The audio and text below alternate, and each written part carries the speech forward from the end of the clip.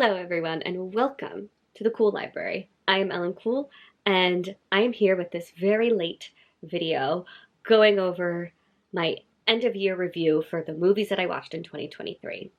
This video is very late for two reasons. Number one, I was on vacation, and number two, I got sick once I got back from vacation. So I'm technically still a little sick right now, but I'm going to try my best to not seem sick. This video is split up into 4 parts. And if there is a specific part of this video you do not want to watch, I will have timestamps down below so you can just skip to the parts that you want to watch.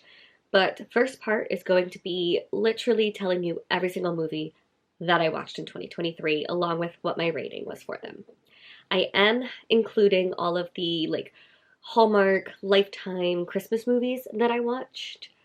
But just know that my ratings for those movies are completely different to my ratings of normal movies. The second part will be the stats, all of my statistics.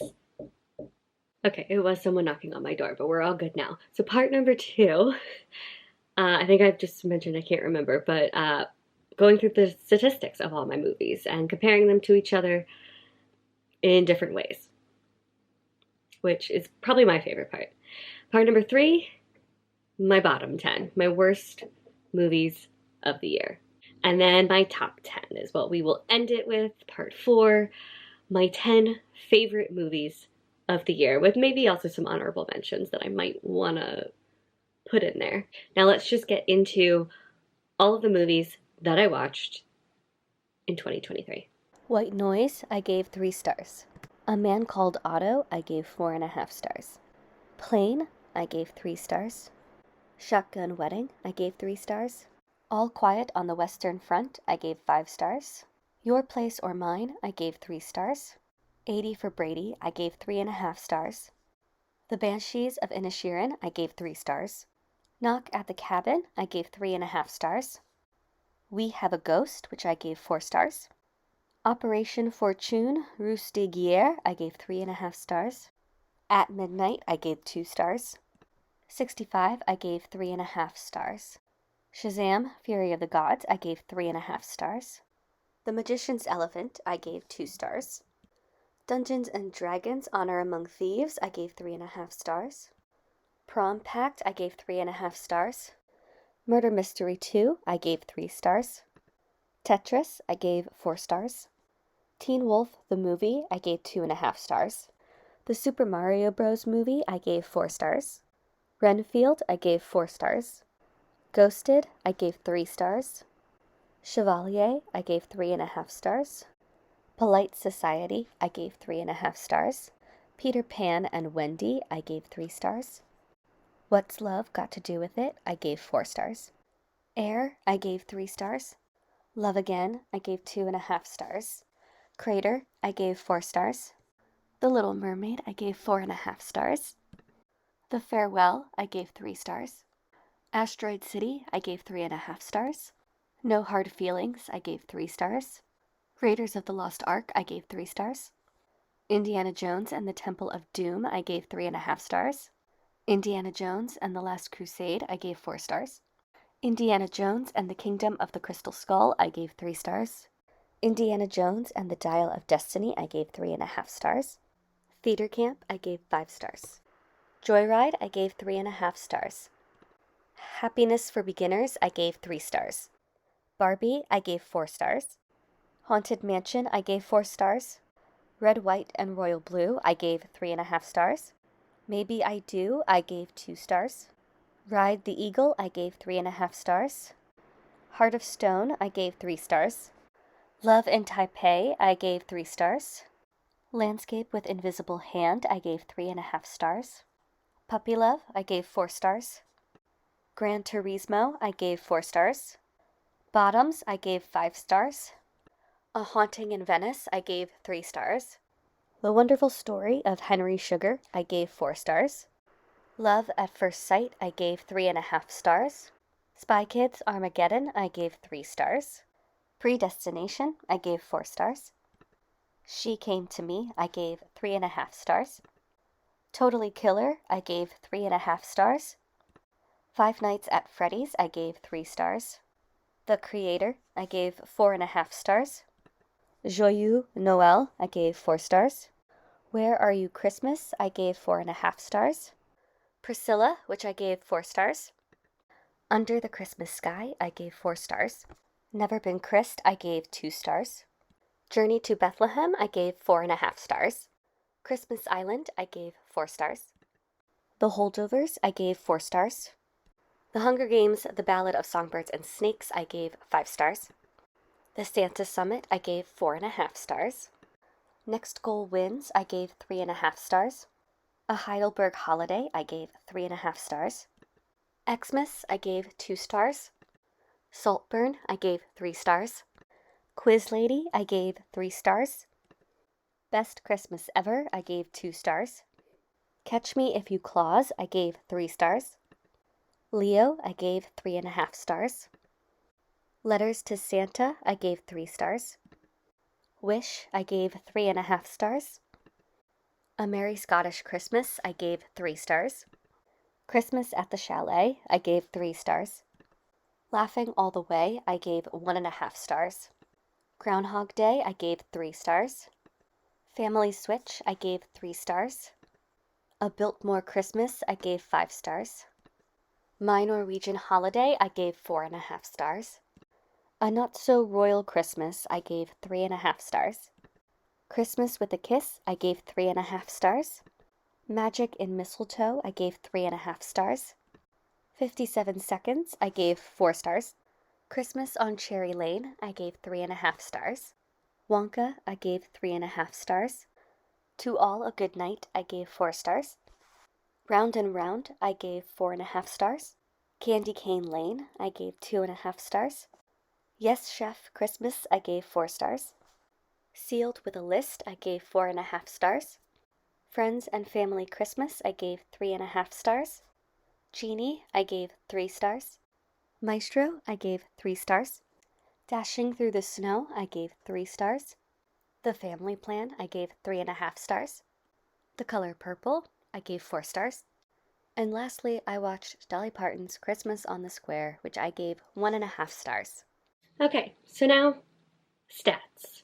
I watched a total of 107 movies. Very exciting for me. My best month was definitely December with 23 movies. November was a very close second with 22. But that is also because I mainly watch a lot of Hallmark Christmas movies during that time, so that's what that is. But if we also look at the total minutes that I watched a total of 11,115 minutes of movies. And of course, the stats kind of line up with the amount of movies that I watched as well. With, of course, December and November being my best months. Not surprising to me. The format in which I watch these movies is interesting. 41% with the most was digital. Most of these movies I watched digitally. Then after that was in the theater with 35%. And then 21% was TV, which again is most likely my Hallmark Lifetime Christmas movies. And then like 2% were watched physically. I do own physical DVDs, and there are some that I own physically that I haven't watched yet. So that was that. So because most of my movies were watched digitally, here's how that breakdown goes. Most of the movies that I watched digitally were from Netflix, but also Disney Plus and Prime. And then I have a few in here from Apple TV, Hulu, YouTube, Peacock, HBO Max, and Paramount Plus. Lots of streaming services, lots of different ways to watch movies. Now the length of these movies, most of them were pretty much average length, which is between 90 and 120 minutes, which is like an hour and a half to 2 hours. That was the bulk of my movie watching. The 58% of my movies were within that normal length. About 25% were under 90 minutes, so under an hour and a half. Those were most likely my Hallmark Christmas movies. And then above that was 16% are my movies that are 120 minutes to 150 minutes. That would be between 2 hours and 2.5 hours, and only 2% of my movies were over 2.5 hours long. So I tend to stick with the normal length of movies. Now the genre of movies. I do tend to watch a bunch of different genres. My main genre is definitely romance / comedy. Those are typically the genres I gravitate towards, but I also have been really enjoying a lot of action and adventure movies lately. So adventure is 11%, action 13%. So very excited to see those high up there. Ratings of movies. Typically watch a lot of PG-13 R-rated movies. That is not new news to me, but it is pretty spaced out. It's pretty evenly matched with PG-13 R as well as PG and TVG, but TVG again are going to be my Hallmark Christmas movies. They're going to take up such a big bulk of these stats. I thought this graph would be a little cooler, but it's actually not. Most of my movies that I watched were in 2023. I tend to watch more, definitely way more new releases than older releases. So not that interesting of a stat, but thought I'd put it on here just for funsies. This one I'm very upset about, but the LGBTQ plus representation in my movies has been seriously lacking. 75% of the movies I watched did not have LGBTQ plus representation. I am honestly shocked by that. But if we break down that 25%, this is the breakdown of the LGBTQ plus representation that was represented within the movies that I watched. Most were gay. You can always pause and take a look at these stats if you really want a further look at them. Now let's talk about the directors. So the gender of the directors, most of them are male. Not surprising, it is still pretty much a male-dominated industry, but I did actually watch a good 25% of female directors, which was nice. And then there were some directors where it was multiple. There were male and female directors. Unfortunately, I am sad to say that 80% of the movies I watched were not POC directors. They were mainly white. Another one that is embarrassing to show, but it is a stat that I feel like needs to be acknowledged, put shame on myself, so that way maybe this year I will do better with it. That is the hope. Now, the specifics of the POC directors that I did watch, this is what it is. It does look like it's mainly Black with some Asian, Middle Eastern, and Latin thrown in there. I did have one that I didn't know. I didn't know what the person looked like. I couldn't find a picture or any information about this director, so I just had to put unknown. And I think that's what that unknown is. Now, when it comes to my star ratings, I mainly had 3.5 stars, which is not good. 3.5 as well as 3 stars and 4 stars. That's kind of where I mainly sit with my movies. It is so hard for me to give movies 5 stars. It is so hard for me to give movies 5 stars. I think I only gave 4 movies this year 5 stars. So, putting that all together, my average star rating for the year is 3.5. Which I'm not mad about. We're right dab in the middle, but I would like it to be a little bit higher, you know? But I'm not mad at having 3.5. I'd be mad if it was below 3.5. That is it for stats. Let's get on to my bottom 10 movies of the year. Now, I know I said that my Christmas movies aren't going to count in the bottom 10 or top 10. That only is for Hallmark and Lifetime Christmas movies, not Christmas movies that came out streaming, if you know what I mean. I don't know, I differentiate between ones that are made to be bad and ones that are made to not be bad, but then turn out to be bad. You know what I mean? I really hope that made sense. We're gonna start with the best of the worst, all the way to the worst of the worst, okay? So this is not my least favorite of the year, but it's up there. At number 10, we've got Dashing Through the Snow. That was why I decided to talk about the Christmas movies, because there are some Christmas movies on this list. Dashing Through the Snow was just not fun. And there were just too many... No, I get it. In Christmas movies, ridiculous things are going to happen. I'm fine with ridiculous things happening. But there also still needs to be that establishment that we're understanding that this ridiculous thing happening is okay to be happening, or is possible to be happening within the scope of this realm and the rules that we have created to go along with the movie. I did not feel like it followed a lot of the rules. I hope that makes sense. But yeah, it was just not fun to watch. At number 9, we have Love in Taipei. I am so upset because I really wanted to like this movie because it has everything I love. It's like a teen rom-com and it involves, international stuff. It very much gave me like XO Kitty vibes, which I watched that TV show in 2023. You can check out my 2023 end of year wrap up video, which I also have. And that's what I thought this was going to give me. It was like Exo Kitty vibes, and it didn't. It was too generic and too simple, too plain for me to actually enjoy anything that was happening. And I also wasn't really into either of the guys. I was in the beginning, but then things happened and my views changed, and I was like, no.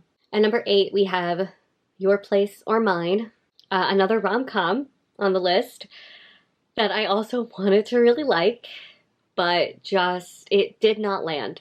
And I felt like Reese and Ashton Kutcher had absolutely no chemistry. There was none whatsoever. That was my biggest gripe with it. But also, I just felt like my brain was turning into mush when I was watching it. All right, number 7, we have Murder Mystery 2. I loved the first Murder Mystery movie. This one was not good. I wish I could remember my thoughts on this movie, because I really don't. I just remember a lot of the jokes not actually being funny, and a lot of the plot didn't make sense. There was a lot of plot holes. That's all I remember. But it was like a huge letdown because I genuinely loved the first movie. Okay, number 6, we have Teen Wolf, the movie. Listen. I love the TV show Teen Wolf. It will forever be one of my favorite TV shows of all time. I've watched it 3 times. And there is a certain, I knew going into this movie that I was going to be hopefully getting just like a super extra long Teen Wolf episode kind of a thing, which I kind of got, but at the same time, I didn't. I don't know, there's something about like the actual TV show that just hits differently than this movie did. Like the TV show, perfection. The movie, I understand that they couldn't get certain characters to come back, but when one of the characters you couldn't get to come back is such an integral part to the show, the movie's definitely going to feel like it's missing something, which it definitely, you can feel the absence of Dylan O'Brien, which is upsetting. But also just like everything about this movie sucked. The writing was awful. Everything was just awful, which I knew, like, again, going into something like this, it's going to be like that, but I didn't realize it was going to be that bad. Like, it was one of those things where, like, yes, it's bad, but it's so enjoyable and I eat it up. But this wasn't that, and it was very upsetting. I mean, I still enjoyed the nostalgia factor behind watching this, and I liked getting Allison back. Oh, and I hated what they did with Scott McCall's mom. I'm sorry, she is, no, that's not how it's supposed to be.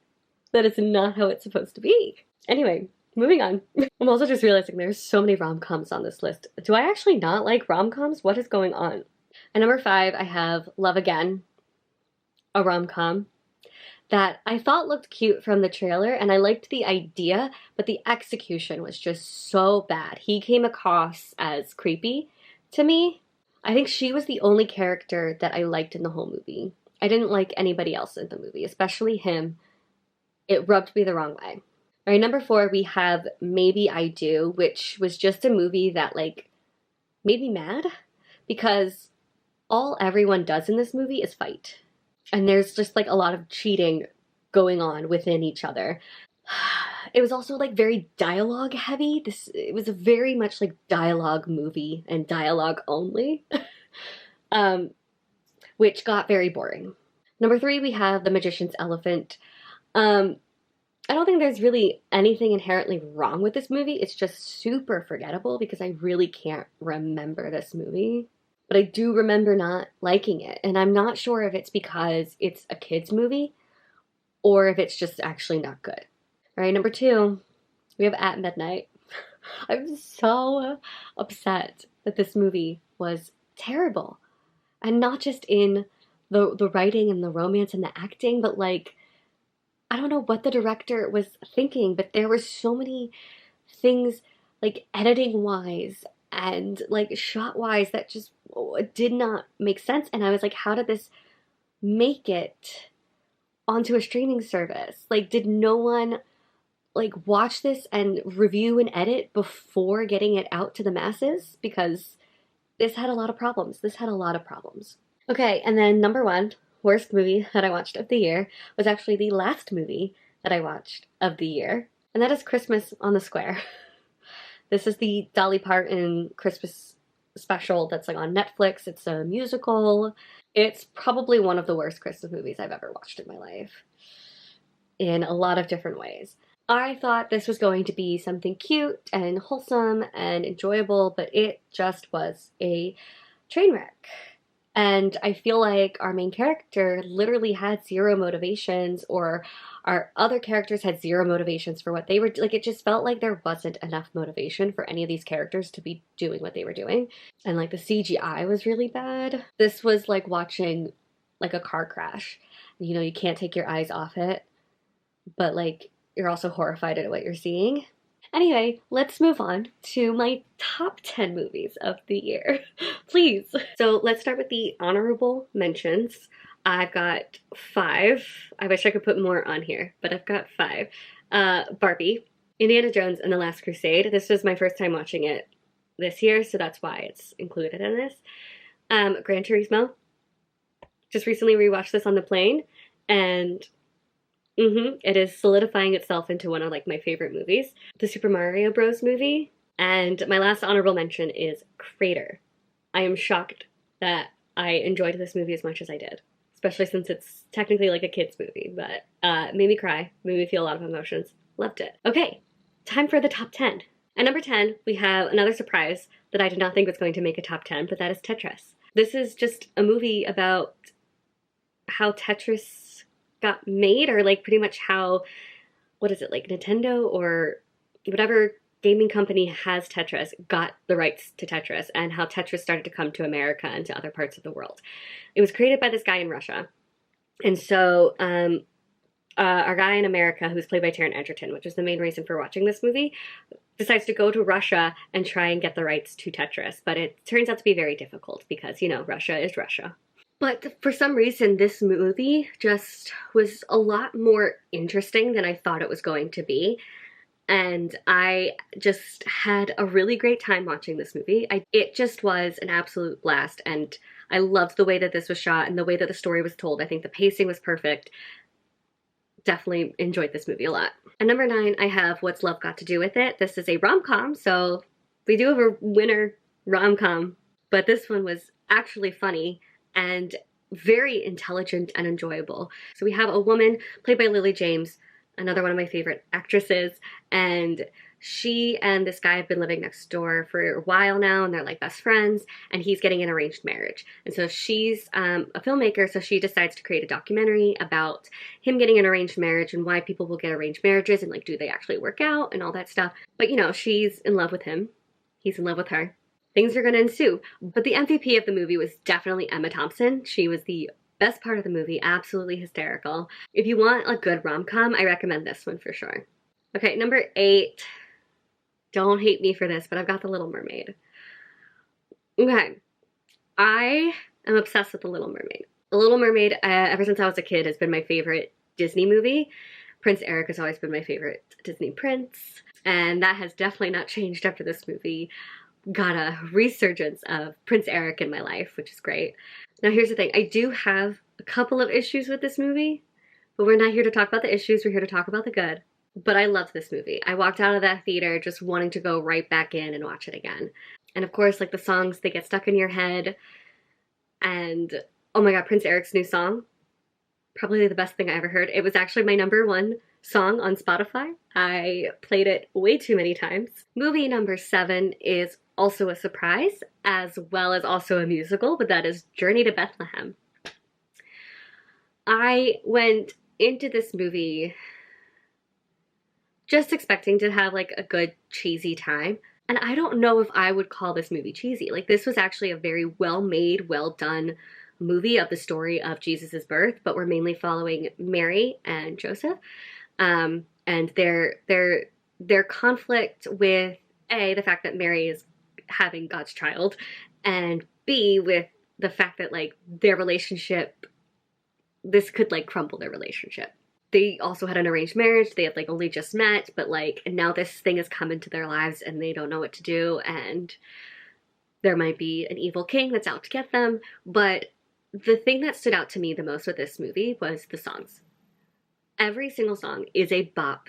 I still am listening to the album on repeat, so I won't be surprised if I see it show up on my 2024 Spotify Wrapped.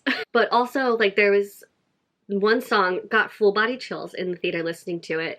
And after hearing it and after getting out of the movie, I was like, I need to know who this human being is. And I looked him up, and he's in a band. And so now I have that band playing on my Spotify as well, constantly. But no, this was just an absolutely fantastic, well-made movie. And I think Antonio Banderas does a very good job at being campy when it needs to be campy and serious when it needs to be serious. Like, he does a really great job as a villain in this movie. All right, number 6, we have The Creator. I feel like this was a very divisive movie in the sense that there were a lot of people out there who didn't like it, and there were a lot of people out there who loved it, and I, of course, am one of the people who loved it. This movie made me feel so many emotions. I was not expecting to cry, but I was bawling my eyes out at, if you know the scene, the scene where the two are running to each other in the field. My heart just breaks. I'm like, oh, sorry, I'm like already starting to cry. But this was a sci-fi movie where pretty much the Americans are at war with AI. And technically the rest of the world, because the rest of the world is on the AI side, because in this one, America are the evil people. For once, movies are getting things correct. There are some like gray areas and stuff, but ultimately we are in the wrong. But we just don't, most of us don't see it. Some of us do see it and still continue to go down the wrong path. But we are mainly following this one guy who's on the American side, and then he like kind of finds out the truth, and it's like, things aren't sitting right with me, and he becomes a traitor, I guess, and just starts fighting with the AIs and helping the AI. And that's essentially the story. I feel like there's like more to it, but I don't feel like I should be getting into a long-winded story about it. But I definitely recommend this. I think the visuals are absolutely incredible and stunning in this movie, and all the different storylines that are going in. Like, I feel like this movie has every single genre you can think of, and it is just fantastic. And number 5 is A Man Called Otto. This movie also made me cry. This is based off of a book that I have read called A Man Called Uwe by Frederick Bachman, which I read a couple years back, and the book also made me cry. So I knew going into it this movie was going to make me cry. But I think Tom Hanks did a fantastic job with the character, and I think the story was told very well and very delicately for the subject matter that this is kind of, you know, sheltered around.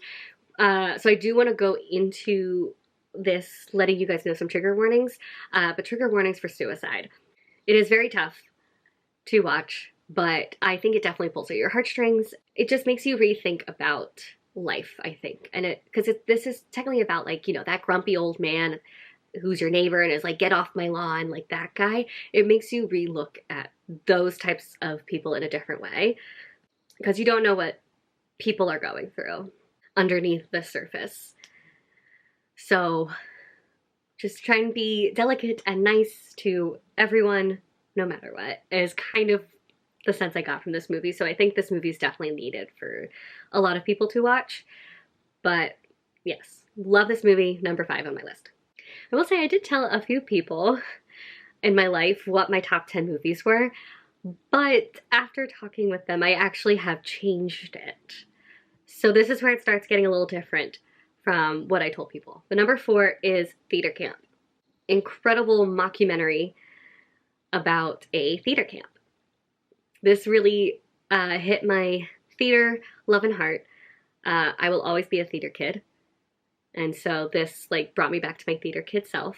But this was just absolutely hysterical. I was laughing through most of it. But I did do a rewatch recently of it, and I think my feelings have changed a little bit on certain things. But overall, it is still a 5-star movie for me, and I still love it. It's just not higher up where I had it before. But this was just, I think, a perfect representation of what theater people are like and what theater can do for people. I think the biggest takeaway from this movie for me was the fact that I was not expecting to feel as inspired by a children's theater production But at the end of the movie, you do get to see the theater production that they put on. And, you know, you watched all like their rehearsals for it and you're just like, oh God, this is going to be a mess. What is this going to be? This is just going to be children doing a play. And I was crying. I was moved by these children and their rendition of Joan Still. You know, this was just hysterical in so many different ways and love this movie so much. If you're a theater nerd or just like a theater person, someone who loves theater, I highly recommend this movie. At number 3, we have Bottoms. This is probably like my favorite comedy, not just of the year, but probably of all time. This was hysterical. I was laughing the entire way through. I love how over the top and campy it is, but like still grounded within feminism. But this is just about these lesbians who start a fight club to get girls. Rachel Sennett and Ayo Edebiri, I will definitely be looking out for them in so many other things because they were amazing. But this cast was perfect. The writing, perfect. I think everything about this movie was perfect. I know it's at a number 3, but it was perfect. And I loved, too, the surprise ending where it was still comedy, but it turned into a very gory movie with a fight scene with lots of blood. I was not expecting like the slow-mo fight scene that happened and all of like the cool shots of them fighting. Some football guys. But A+ for sure. My number 2 movie is going to be The Ballad of Songbirds and Snakes. This, I think, originally was like a 4.5, but after watching it one more time and rethinking things, it's a 5-star movie. It is one of my favorite movies of all time. This is definitely up there with Catching Fire. I'm like so tempted to say it's better than Catching Fire, but I don't know if I want to say that just yet. But no, this is the prequel to the Hunger Games series where we're following Snow when he's 18. And it's kind of just about how Snow becomes the Snow that we know and hate. And it's also following the 10th Hunger Games and how he is a mentor for the District 12 female tribute. And, you know, things happen and it was just so incredibly fascinating. I did read the book back in 2020 and the book was just okay. I knew it would be better as a movie because in the book, it's so difficult to read because you're constantly in his head. And it is frustrating being in Snow's head, being in such a manipulative person's head like that. But seeing things visually was just absolutely stunning. This movie was just stunning all around. There are so many shots that I can just like pick out that I'm like, I would love to hang that on my wall. I know a lot of people think that the length was too long. I think the length was perfect. To me, it could have been longer. And I'm not just saying that as like a Hunger Games stan, but as like a filmmaker stan, like, but as like a film in like a filmmaking way, like, I think the length was perfect to get to know all of Snow's story, which honestly was necessary. You don't think it's necessary until you're watching it and then things are clicking and coming into place and they had the like perfect amount of tie-ins with the original series. But like it really puts a different light, not on Snow, because no matter what, you're going to hate him, even though you can't help but root for him in this movie, which is frustrating because you don't want to root for him, but yet you are. Yeah, no, this was just done so well and is shot incredibly well and a great movie. And then my number 1 movie of the year that I watched was All Quiet on the Western Front. I watched this back in January. It was one of the first movies that I watched of the year, and I still think about it. This is a war movie about the First World War. No, yes, no. What war? I don't remember what war this is about all of a sudden, but we are from the German perspective. We're following German soldiers. So the movie is in German with English subtitles. It's a really tough watch, not just because of all of the deaths that happen, which were really hard to watch. Like there are death scenes that are still ingrained in my brain that I can't get out. It's also hard to watch because it's so hard to watch this kid who, you know, you see him going to school and he's getting, you know, the propaganda of, you know, what the war is for and fighting for your country and like all this stuff. And like, war's great. We're doing good. We're doing great. Like, we're so good. We're going to win this thing. Like, they're just being piled all these lies and all this propaganda. And then you see him go into war, and it is definitely not what he thought it was going to be. And it completely changes him. And it is a really tough watch, so I do want you to go into it knowing it's a tough watch. When the movie was done, after watching it, I literally sat on my couch for like 30 minutes after the movie, just crying and thinking about what I watched. I've never had a movie sit with me for that long. But it's also just like shot incredibly well, and it is told incredibly well. Like the dialogue, like everything about this movie is also perfection. But it's a tough watch, but it was definitely my favorite movie of the year. Definitely, hands down. After watching it, I was like, I don't think anything's gonna top this. And nothing has. There you have it. That's my end of year movie wrap up. I did the same thing for my books as well as my TV show, so I will link those down below so you can see. And yeah, I will see you guys later with more videos. Bye!